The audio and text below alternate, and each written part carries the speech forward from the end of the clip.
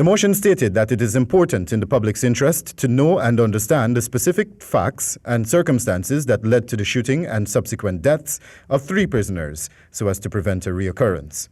As a result of the lack of information, it appears that the aforementioned matters will remain unanswered for an indefinite period, the motion added. In the motion, the former magistrate also said that the National Assembly calls on the government, in accordance with Article 1062 of the Ghana Constitution, to accept collective responsibility to the House for the unrest and mayhem at the Lusignaan prisons and the subsequent deaths of several prisoners.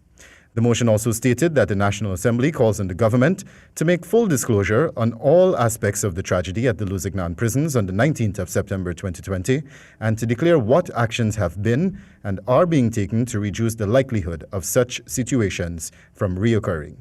It has been widely reported and confirmed that several prisoners were shot by members of the Ghana Prison Services in or near the Lusignaan Prison, resulting in injuries and subsequent deaths on the 19th of September 2020. The Home Affairs Minister has failed to provide answers on these matters of public importance, and the public remains without credible information. After the 19th of September 2020 as to the circumstances which led to the unrest, injuries sustained, and the subsequent deaths of several prisoners, the motion stated, noting as well that the family of at least one of the dead prisoners is disputing the government's version of the events. 2 prisoners, Earl Graham, 51, and Winston Herbert, 21, were fatally shot by guards and 5 others were wounded after what authorities described as a riot and attempted breakout at the Lusignaan Prison in September of this year. The shooting to death of the prisoners culminated hours of protests by inmates over a number of issues, including overcrowding at the facility and the risk of exposure to COVID-19, which were raised earlier that day when the Home Affairs and Health Ministers visited.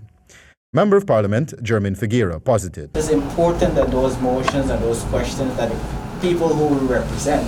which is almost half or even more than half of the population, should be put to the floor so that the Guyanese people could hear our views on matters that we deem of great importance to the people that we represent. Wendell Badrie, HGP Nightly News.